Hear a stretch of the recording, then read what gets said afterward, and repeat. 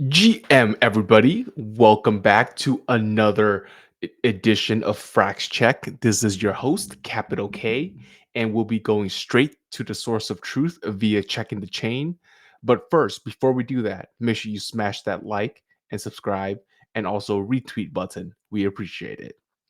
Now, this week, I'm going to call this week the good, the bad, and the ugly because as the name suggests, there are some greens, but there are also some reds. So let's kick it off with, as always, our flagship stablecoin product, the Frax Stablecoin US dollar pegged stablecoin. We are at 650 million supply. It is unchanged for the last 3 months. So we're going to move on swiftly. We got to talk about the peg. Every stable coin needs to be pegged. So here we see that the peg got as high as $1 and then as low as 0.998.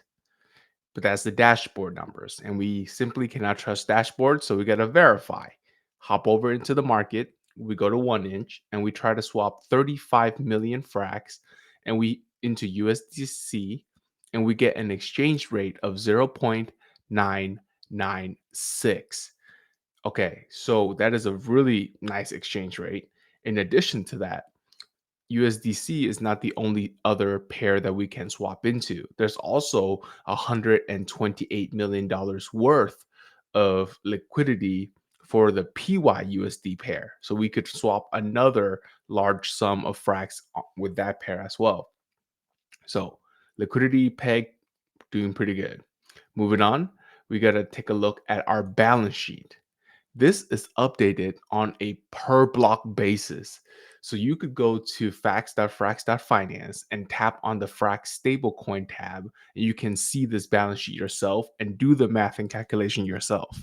But here at the snapshot time when I took it, we had a total asset value of 841 million, total liabilities of 731 million, and the difference of that gives us the balance, aka I call it the equity, at 110 million. This was a very big week for the balance sheet. We saw an increase of almost 21 million in the assets, whereas liabilities only increased by about 5 million. So we saw about a $16 million increase in our equity balance, which leads us to the first good news I have for you guys. That is, our collateral ratio is at 97.2%. Woo! Let's take a second and just kind of bathe that in. We have not seen this figure for many, many months. So I'm very glad to be back in the 97 percentile range. And how do we get this collateral ratio? Well, you simply take the total assets, subtracting the locked liquidity, which gives you what I call treasury assets. Then you divide that by the Frax supply, and it gives you a collateral ratio of, or collateral percentage of 97.2%. Very nice, very good. But let's take a look at the liquidity of the Frax stablecoin. Here, when compared against the native three pool on Curve, it's about a 1-to-1 ratio, basically. We have about 59 million in Frax base pool, 9 million in Frax 3 CRV, 1 million in Frax PP, that is the USDP pair, and then 128 million in the PYUSD. You add all of that up, you get about 197 million versus the three pools 190 million. So liquidity wise, we're doing fairly well too. Outside of that, though, if you wanted to look for basically more simpler and direct yields, you can take a look at the sFRAX product, which also saw a pretty significant 2 weeks performance. We increased TVL by 14% up to almost $31 million. Okay, or rather 31 million sFRAX supply, and currently earning 5.4%. Now, this is effectively the on-chain treasury yield product. If you want to have a must no fuss product, here it is. This is set it and forget it. You're going to be earning that 5.4%. Now, you could join the 196 sFRAX holders that are currently doing so on chain today. But if that is not exciting enough for you, there is another thing you can do with your Frax stablecoin, and that is taking it over to the FXB. This is one of the most recent product releases from Frax Finance, and it is the Frax bond. What it effectively is like a zero coupon bond on chain. So there are expiries at July 1st and January 1st. It kind of spread across the years. Some of them are in 2024, some is in 2025, and all the way out to 2027. Okay. Currently, right now, there are two ways to effectively acquire an FXB. You can go directly to Frax, the main website, to participate in the auction. There's currently about 9 million available to be auctioned. Or if you prefer to go to a different expiry or you rather just not deal with the main website, you can go to Curve, and there are liquidity pools between Frax and the Frax FXBs. All right. And what's more interesting is we've released FXB, I think, for almost was it 2 months now, give or take. And we have already amassed 12.5 million in TVL in terms of the curve liquidity. And this curve liquidity is also paying out almost up to 93% APY in a $1.9 million pool. That's pretty sizable, if you were to ask me, just to do zero coupon bonds on Frax. All right, well, that is it for the Frax stablecoin. Now we're going to talk about the ETH peg stablecoin, Frax ETH. Unfortunately, I got to give you guys some bad, right? And here we have some bad. Frax ETH experienced a drop of almost 1%, down to 308,553. Not what we want to see, but it is the facts, and I'm here to give you the source of truth. And then let's see where all these sFRAX ETH or where these sFRAX ETH are hanging out. 73% of them is earning that sweet native yield.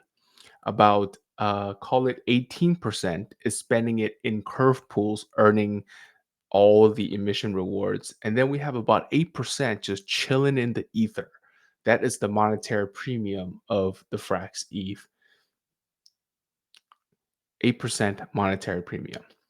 Moving on, we got to take a look at all the combined liquidities of what that looks like.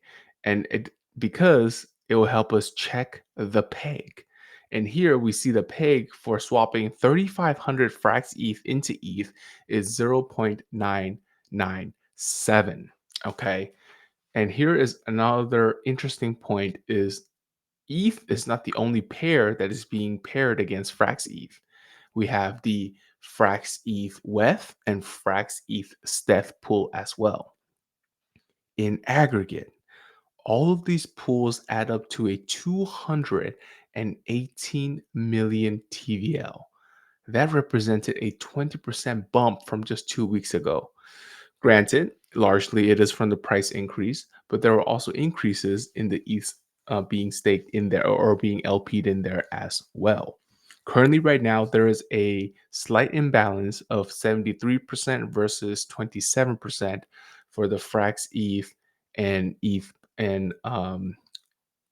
WETH, and STETH pairs. So we're going to fix that imbalance a little bit, but not too bad. But here is the worst news about Frax ETH. We actually dropped another rank. We are down to 6th place. We are no longer in the top 5 bracket in terms of market share. This is quite devastating because ever since we started recording Frax ETH or reporting on Frax ETH on Frax Check, we have always been 3rd place. It was Lido, Rocket Pool, then Frax ETH. But then Binance came into the picture, and obviously it's Binance, so it was expected for it to flip us. Then we had Mantle Smith came into the picture, and then that flipped us. And now, most recently, we have Stakestone, which is Manta's version, also flipping us. All right. And now we are in sixth place. Just completely abysmal. We have a 2.26% market share, and our closest competitor, which is Stakestone, is 2.36%. Our 30-day change is actually down 1.1%, whereas something like everybody else on the map is green. Lido, 5% 30-day change. Rocket Pool, 1% 30-day change. Binance, 1% 30-day change. Mantle, 61% 30-day change. Stakestone, 11% 30-day change. So we are definitely falling behind the pack here. And to make matters worse, when we used to be the top of the charts in terms of yield, we are now actually second. Okay. Mantle has been holding on to their mantle at the first place at 7.4% APY. They are simply just crushing it in the yield department. We are closely following second. Oh, I shouldn't say closely, but we are in second with a 3.85% APY. Now, underneath us is Anchor at 3.5%, Lido at 3.2, and then Rocket Pool basically at 2.9. So, relatively to the rest, we're doing fine, but relative to Mantle, definitely not in a good shape. So, we don't like to see this here, and that is the bad and the ugly. Moving on, we have our third stablecoin product, the FPI. This is the Frax Price Index, obviously pegged to the CPI, right? And that's inflation. And here we have the inflation index pegged at 3.1%. Fortunately, the FPI is above that peg by 27 basis points. So things are looking good there. There's a total supply of 84.5 million FPI outstanding. What is powering all of the returns is that 93.2 million treasury. All right, this treasury comprised of obviously FPI, Frax, and a couple other assets from the yield farming and being the capital being put to work. All right, now the other leg. So we talked about all the stable coins of the DeFi Trinity. Now we got to talk about the lending protocol, and here we have Frax Lend, one of my favorite products from Frax. And here we have a 350 million TVL.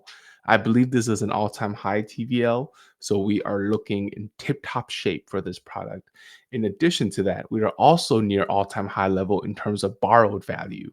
We have 86 million Frax being borrowed against 200 and basically 40 million worth of collateral. Love to see that. And we have the utilization rate, meaning the amount borrowed divided by the amount lent, is 78%. Very healthy, in my opinion. I like to see high 70s, low 80s in the utilization rate. So all the lenders are getting paid and all the borrowers are actually getting at a very competitive price point for their leverage. That is the Frax Lend. Then we switch gears and hop on over to Frax Swap because we got to have a swapping facility. Here we had a TVL drop down from 71.5 million down to 70.9 million. So slight drop, basically insignificant. And for the month of February so far, we have facilitated $44 million in trading volume. That's about 61% of the current TVL. So pretty good velocity and turnover there. Now, lastly, we got to talk about my favorite section. This is the show me the money slides. We're going to talk about some profitability, capital P. Kicking it off with Frax Lend AMO. This has turning out to be one of my favorite AMOs because it constantly prints, and not only does it prints in Frax, so actual dollars. There's no token emissions, there's nothing like that. This is straight up hard dollars. Now, the Frax Lend AMO mints Frax and then lend out these Frax. So they've minted 86 million Frax, lent out 72 million Frax.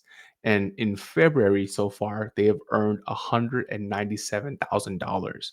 That averages out to be about $66,000 per week. Okay, that is a phenomenal earnings. And you kind of just project that out. If that's 66 per week times by a year, we're looking at a $3.4 million run rate. And what is that going to do? That's pure profit being added into the treasury to then increase the collateral ratio. Yes, yes, yes. Now, in addition to this, though, we also get paid on liquidations. And unfortunately, in February, we did see $20,000 worth of liquidation fees. Okay. So you assume like a 9% um, profit margin for Frax, then the folks who got liquidated in size up to almost 200K. Not great. We definitely want people to be safe out there. Use the product. It's there for you to use, but practice precaution. Okay, moving on. We have FPI's profitability. FPI have been on a tear for the past like 3 months where it's just green every single month. And right now we're looking at about almost $32,000 in February profit. That is profit, meaning that is after paying all the outstanding FPI liabilities. This is what's still left over to go into that treasury balance bucket. All right. And lastly, we have the Frax ETH. This monster is also putting up some real big numbers, especially with ETH closing into $3,000. But the way I like to think about this is I take the average income per day, which is about 24 ETH for the validator that Frax ETH is running. You multiply that by 365 days. You multiply that by 8%, which is the fee share that Frax receives. And then you divide that by 12 months. So in this case, 24 ETH turns into 8,723 ETH per year. Multiply that by 8% gives you about 700 ETH in terms of Frax earnings. Then divide that by 12 gives you about 58 ETH per month, and you dollarize it, gives you a February revenue of $174,000. What's even crazier is that $174,000 annualized is about $2 million. So each of these product lines are pulling in seven figures worth of profit to Frax Finance. And that right there is what I'm going to leave you guys with. So thank you so much for tuning in to another edition of Frax Check. And make sure you head on over to flywheeldefi.com to check out all of our latest content. And Fractal is literally coming out very, very hot. And we are the only source for you to get any of the alpha on Fractal. So make sure you head over to flywheeldefi.com and subscribe today. I'm your host, Capital K, and I will see you in 2 weeks.